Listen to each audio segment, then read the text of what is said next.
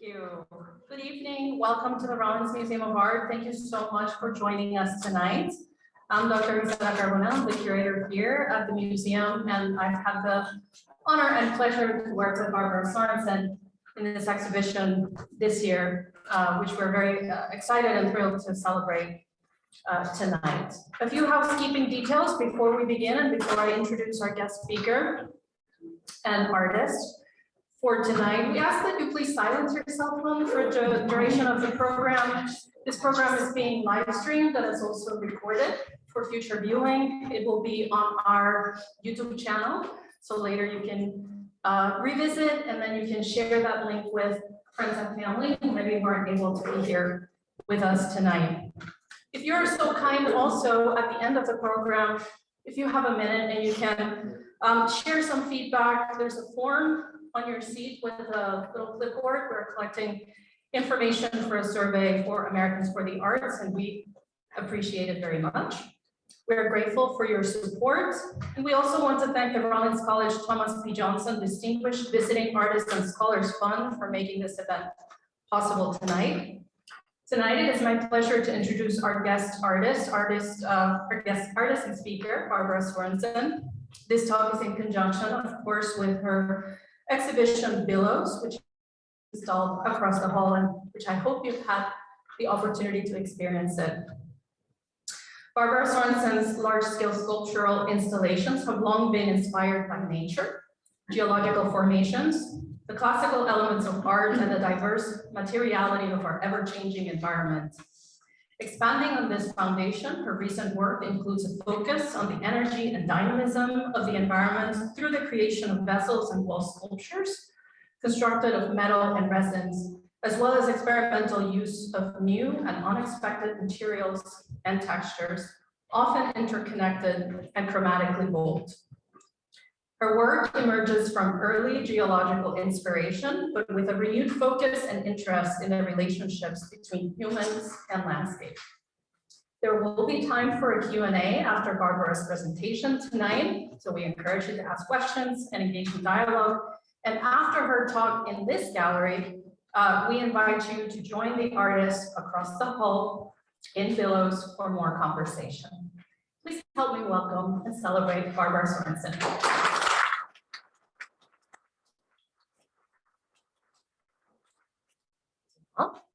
Wow, I didn't expect all these people here, but thank you all for coming. Well, good evening. I am very honored to be showing my most recent work here at Rollins Museum of Art. I had my very first museum exhibition here at the Cornell Museum almost 25 years ago. In the midst, in fact, of a threatening hurricane it was. Oh my God. And it seems as if making my art through all these exciting years has been kind of a whirlwind ever since for me. And you know what? I'll always remember that Rollins gave me my first start. A well-known art critic from Art in America, the magazine or periodical, her name is Eleanor Hartney, has said about my work, her ultimate subject is growth and change, characteristic of both the physical world that surrounds us and the interior landscape we carry inside. Movement and energy are the essence of life.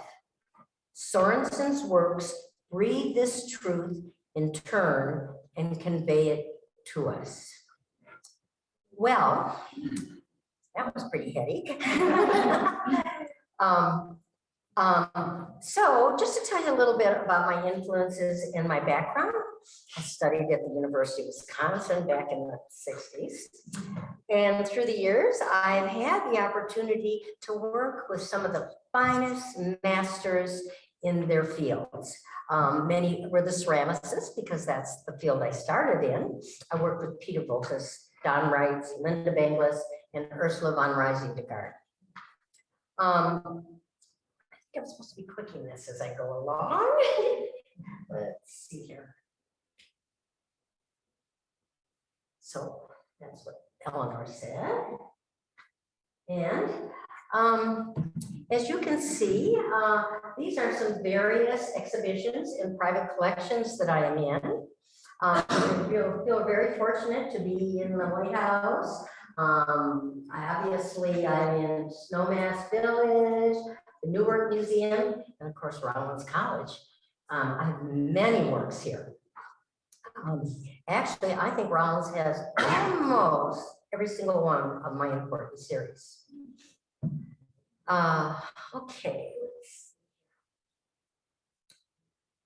I'm thrilled to share with you tonight some of my thoughts about my work and how my previous work has influenced this piece called Billows on exhibition here at Rollins Museum.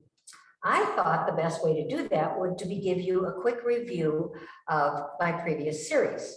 You'll see how my work has evolved from small ceramic pieces to larger ceramic pieces. And finally, how I came to manipulate all of the metal that I'm working with. This, of course, is my very first exhibition at Rollins. I did my caryatids. I would bet many of the people here in this audience were here for that exhibition. And then, of course, on the bottom were my chalices. So this is the very first exhibition I had here 25 years ago.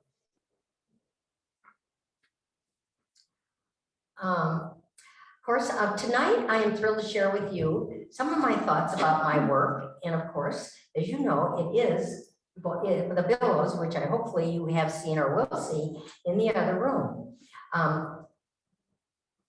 So here are some of my previous series, and these are pieces which actually are in the collection. The bottom ones are the foothills. So I have done work on the ground in Rollins Museum, was Cornellman, has this collection. You all may have seen this. The one on the upper top is called, wait a minute here.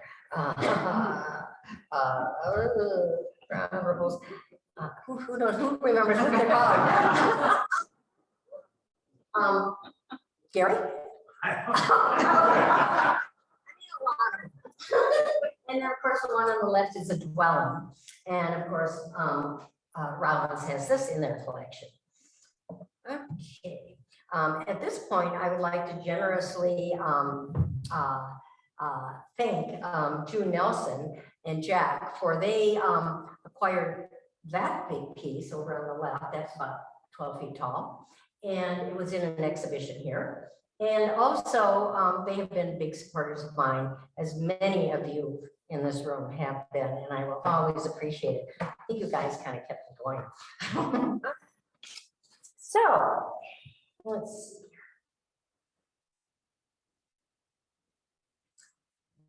Travels as inspiration. Traveling the world has given me much inspiration for my work. I skied the slopes of Aspen. I've explored the caves of the Ionian Sea in Greece. I've seen and heard the roar of Victoria Falls in Africa, in the Parthenon in Greece, and saw the caryatids holding the roof up of the building at the Parthenon. And I've seen the Grand Canyon, spent lots of time there. And this is where I could see the stratification of the earth. I think you see a waterfall there that must somehow snuck into my subconscious for this series. And I can see it on that middle section. I think that you can see that I feel strongly about the stratification of the Earth's crust. My large scale sculptures have long been inspired by nature. This is very much what Gisela had mentioned. But my work is actually focuses on the shifting energies in our environment. I often find myself inspired by the changing shape of the landscape and forces that cause them to change. I contrast the brute force of nature and capture the beauty of these transformations. I've often incorporated stones and other materials in my work.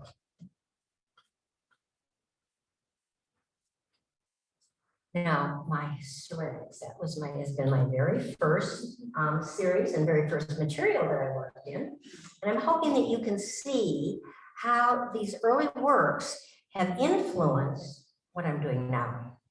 For me, and it took me, in fact, when I was working up this talk, it took me a while to kind of think about how each piece is related to each series is related to the last series. And Anna gave me a challenge and Gisela gave me a challenge when we asked me to talk about this. So this is my PANDORAS. Several of you in here actually are very familiar with them. This was probably my very first important series. They're small little Pandora boxes made of clay. Of course, the small little chests allude to the mythological story of Pandora. In reflecting, even in my most important series, I was pushing and pulling and moving the material from within, which seems to relate to the way I'm actually manipulating metal now. Shields. This is another important series that I developed. This body of work was the first wall piece of pure sculpture. I moved from making functional work, and instead of having all my work being of functional use, now my work became a work of art, and it stands on its own. The shields were inspired during a hiking trip in the Pyrenees.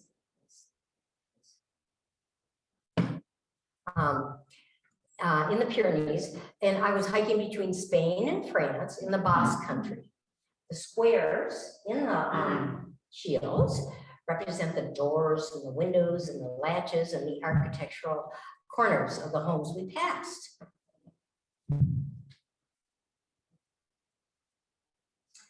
Pyramids. Similar to the shields, this pyramid series is made of clay. Although each pyramid shape stands alone as its own mountain, I often show them in groups, like a mountain range. It was in this series that I began to see each individual piece relating to the next one, and often showed them in groups, much like a mountain range would have multiple peaks and overlapping ridges. Each triangular shape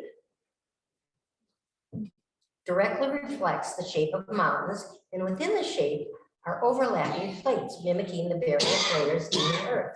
This particular installation happens to be in Snowmass Village, Colorado. And of course, because I was inspired by the mountains of Colorado, and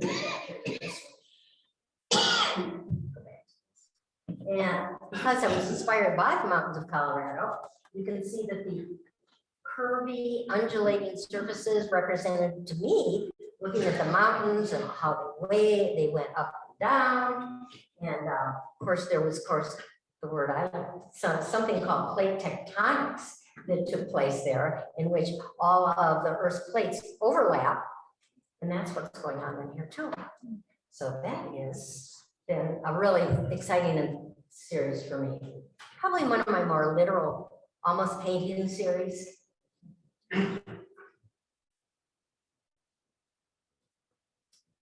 So next is my sculpture. And this basically refers to my larger scale work that I have been working on more recently. Sometimes there's something about people who are 5 feet that have to make really tall things. I don't know. So here is the work of my goddesses. These are figurative works which seem to emerge from the earth, influenced by the caryatids which were at the Parthenon in Greece. They become archetypes for various Greek mythological goddesses. They are made of clay, and I used individual, let's see, some from somebody's house.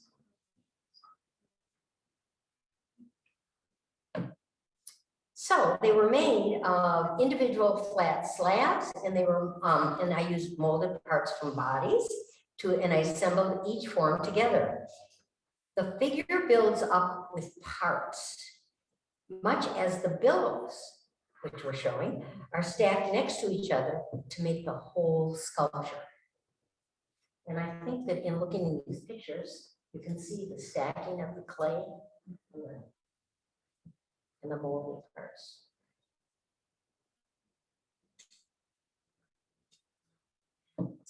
SPELEOTHEMS, you don't have to try to say.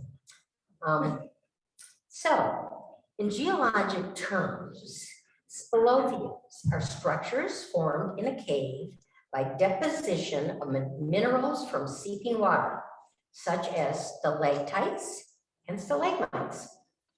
So these pieces were made of aluminum and resins, and I used these new materials to replicate the topographical surfaces achieved in my clay work. I created an immersive environment for the viewer to have a sense of being in the cave. And I was hoping that the people would, and they did. We walked amongst them and you really felt the stalactites coming down from you, and you had to kind of slide between them. You walk between them, and this is the very first time that I thought about creating an environment that you would actually feel and be a part of.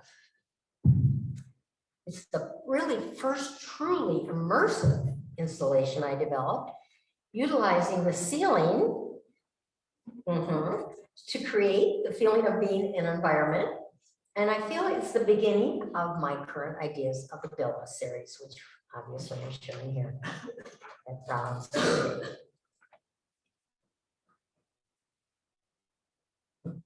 So here's some close-ups of the SPELEOTHEMS ceiling.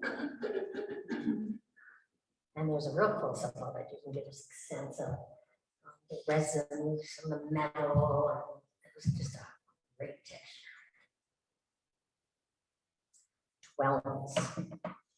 Well, these wire-like series are called dwellings, originally inspired by the Aboriginal fishing nets. The floating skeleton-like forms relate to underwater life, where I saw them while snorkeling in the Great Barrier Reef. These works in vessel form suggest bundles of pure energy, expanding funnel-like from a narrow bottom to an expansive top. Created from shaped aluminum rod, they operate like three-dimensional drawings in which interior and exterior are indistinguishable. In their openness, they present a way to think about the environment that we inhabit. In this series, I've explored not only works that live in the ground, but live below the ground in our underground environment. I think my curiosity and my challenge to explore and interpret our world brought me to these really great depths.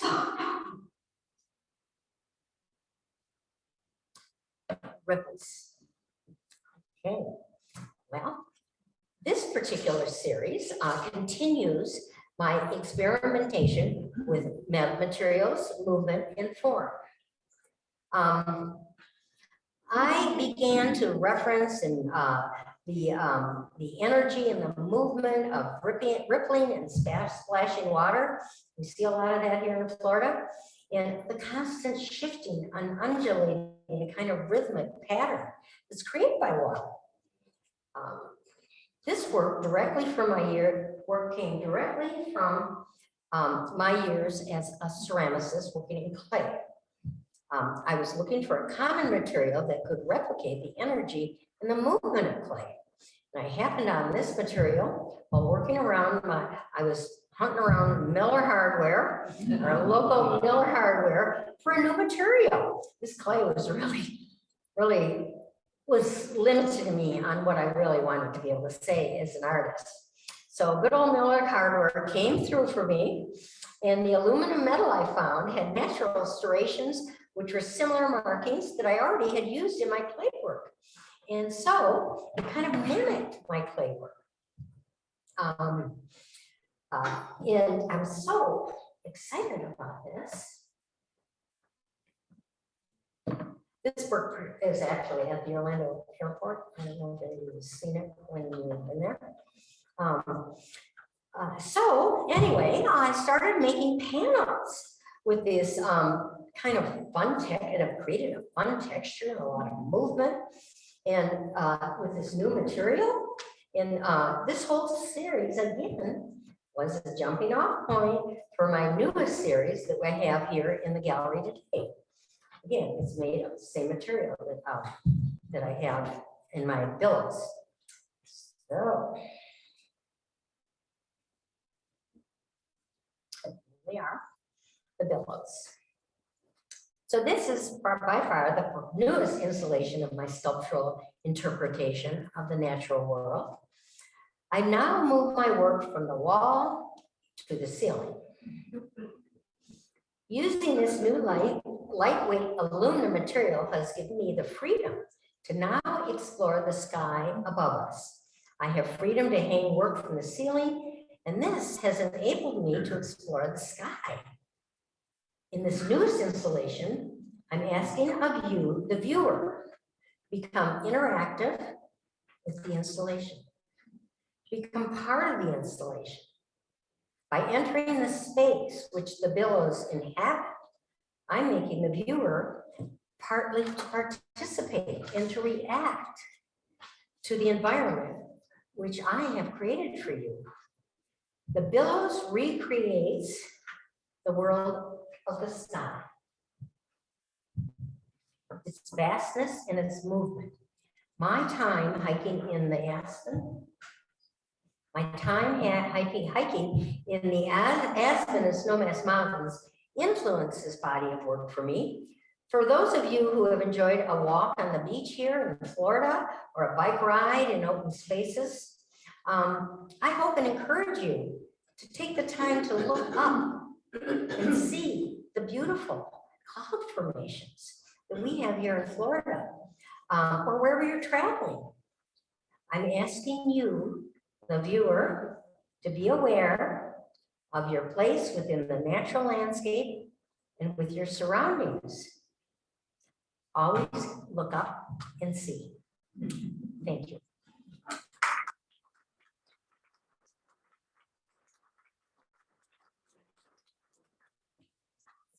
So, are there any questions? And after this, we'll run into the gallery together.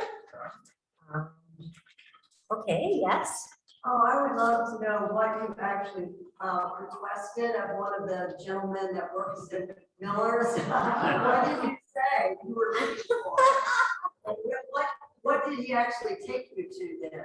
You said it's aluminum, but Well, is it gutter or what is it? you asked a magic question, and I certainly don't mind telling you, but I don't know if you'll, okay, let me preface this. Many artists work with precious materials like gold and silver and bronze. And then there's a whole new group of new artists, upcoming artists, contemporary modern artists who work with already made materials. They're either found objects or they are refuse, but they're already ready-made objects. So this was a ready-made object. All right, I'll tell you all your nice secret because you're here. It is dryer ducting. Yes,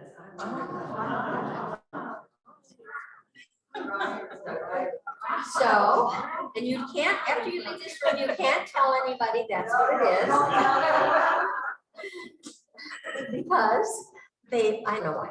But at any rate, I mean, what I did is I bought the dryer ducting, cut it down the middle, stretched it, and there I had this wonderful, elegant metal that I could just bend it and fold it and do everything that I used to be able to do with clay. I didn't have to fire it, I didn't have to put it in the kiln.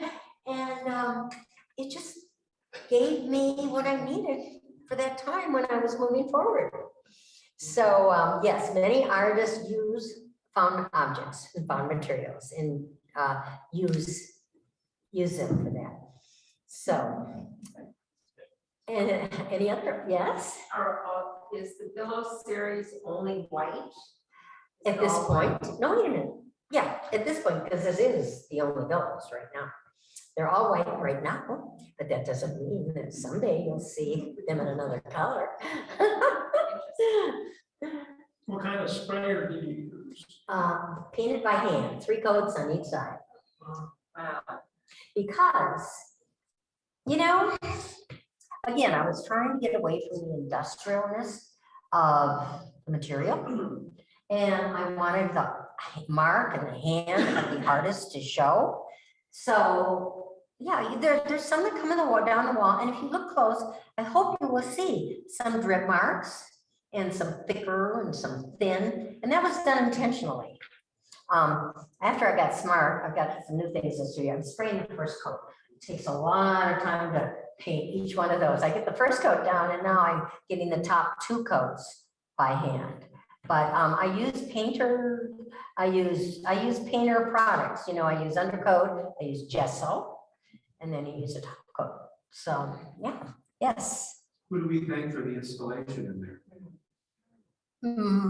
Rollins.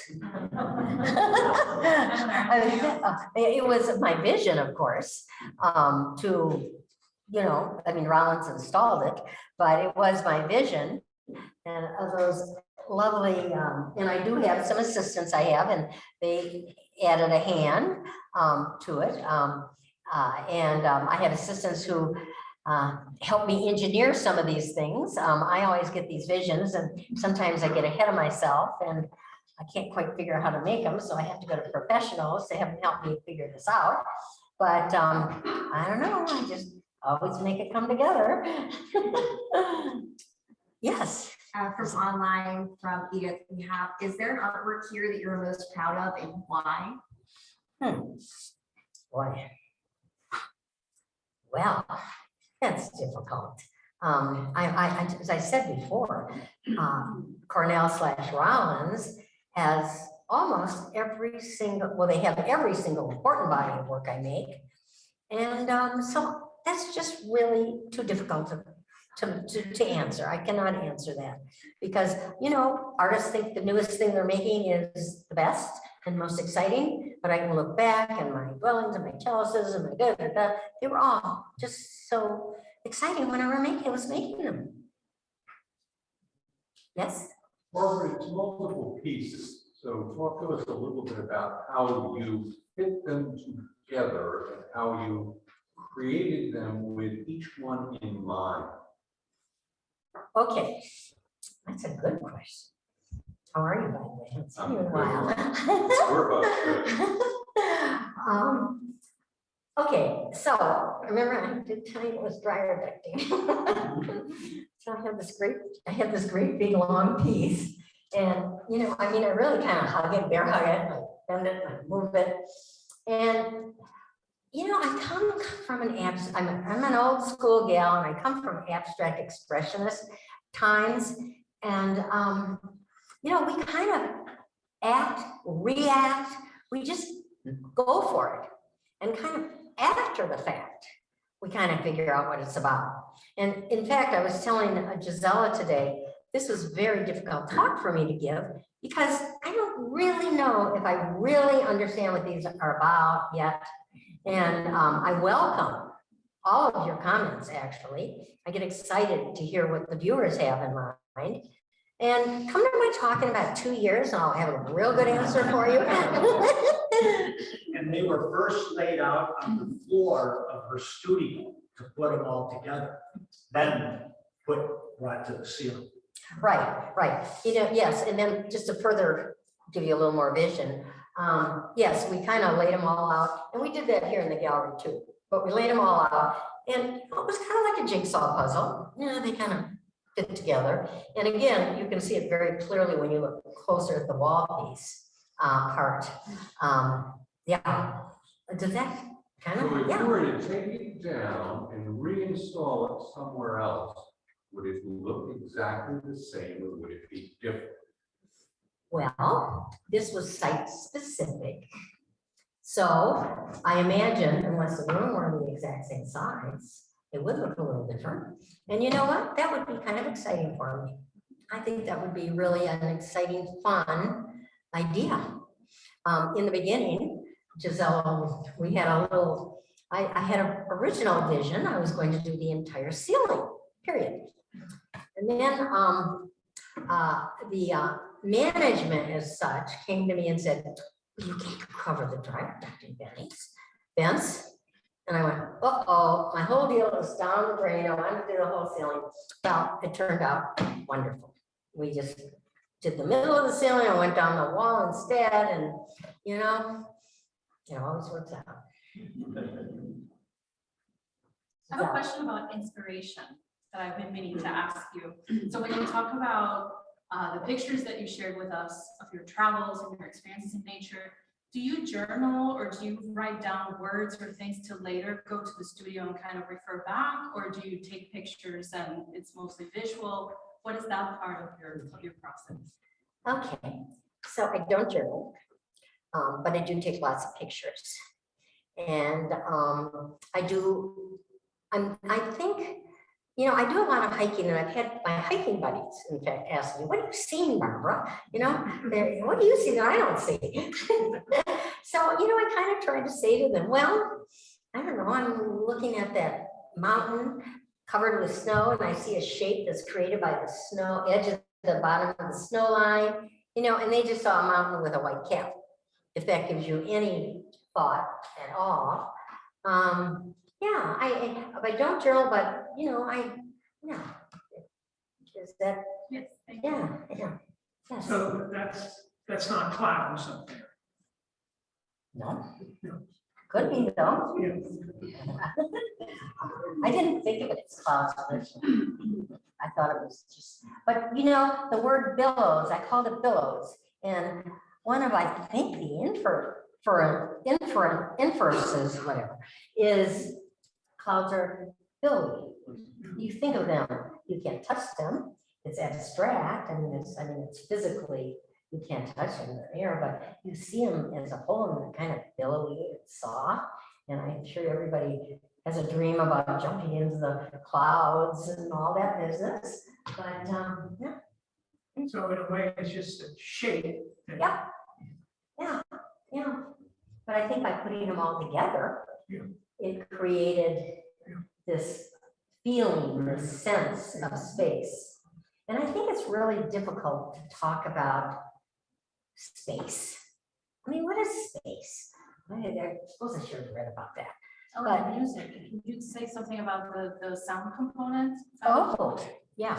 Well, okay, in terms of the sound, well, first of all, I think of, this is really off the cuff, you know, they're really making me think. First of all, the sound, okay. When you're out in nature, it's never silent. There's always a little wind or a little footprint or a rustling of the trees. It's never silent. And so when I walked into that room before I put the music in, I stood there and it felt dead. So I just felt that I needed to use some kind of sound. And that's kind of why I have sound there. It actually, the sound was written specifically for me by Stella Sung, who is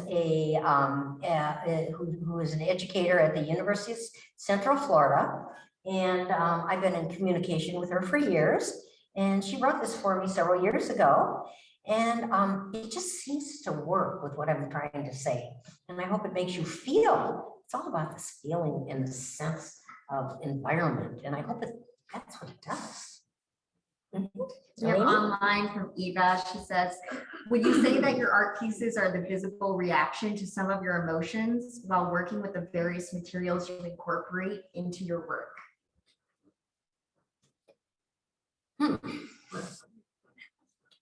Well, okay. I would would have to go back a little and say, most obviously, the clay could have been very physical, and it was very physical. I mean, you know, you pondered it, you hit it, you jumped on it, you stamped on it. So that was very physical. This work was, I think, just much more delicate. I'm trying to think of the right word.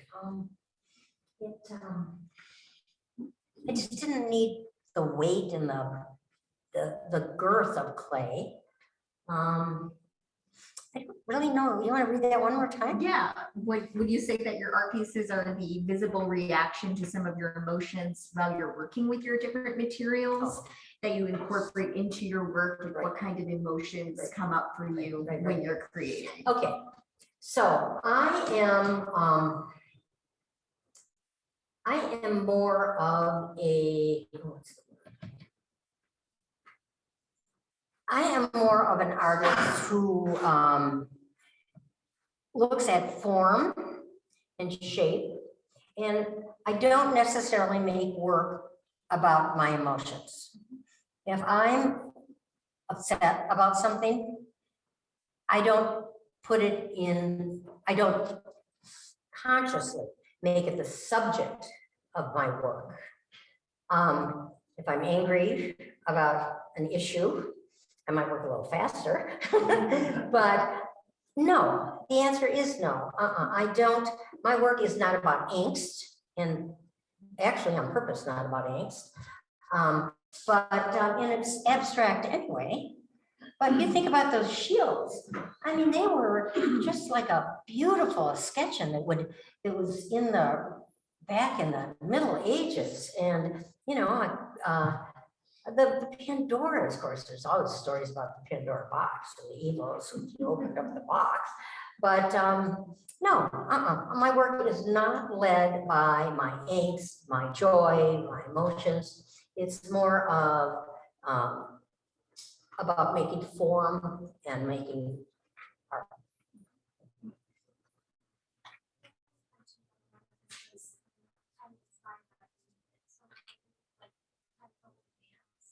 Oh, I love that. Dance. Well, first of all, dance is one of my most favorite art forms. I have a daughter who has danced, not professionally, but she almost did. And so I think all art that's worth looking at, no, that's not the right word to say. I just think that there's a dance between the viewer and the art, okay? So, you know, it's just a interchange, a looking around when you dance, hopping over, maybe not looking like in that part, like in this part. So there's a dance between the viewer and the art. You know what you're thinking, but is that pretty good? Yeah, okay. Oh boy. Gee, okay. Yeah. Well, this is my buddy who watched me do this. In the end, and now listen, I didn't work every hour, 9 hours a day, but it did take me 3 years. Too long. Too long, yes. It was quite a process. Yes. Barbara, talk to your sense of completeness about the work that you have installed, because clouds and billows constantly change. So you caught it at a moment in time. How complete do you think the work is? Gisela, do you have any ideas on that one? I think in a sense, the viewer completes it when they experience it in the gallery and capture that moment, and then it continues to evolve as other people experience it, right? Right. But this one, because it was made for this space, is complete in this moment for us. But like you said earlier, if you install it somewhere else, it will evolve and continue to change, right? Right, and it would look different. And I think that the key is capturing that moment. That feeling, That moment, that feeling. And with the medium I'm using, that's what I can do. If I had a video, it might have been something different, you know, if it was a different medium, it could have been different. But, and don't all of us kind of have something, you take a vacation? Yeah, and you saw a great mountain. Don't you kind of have that vision in your mind you captured? Well, that's kind of what I did.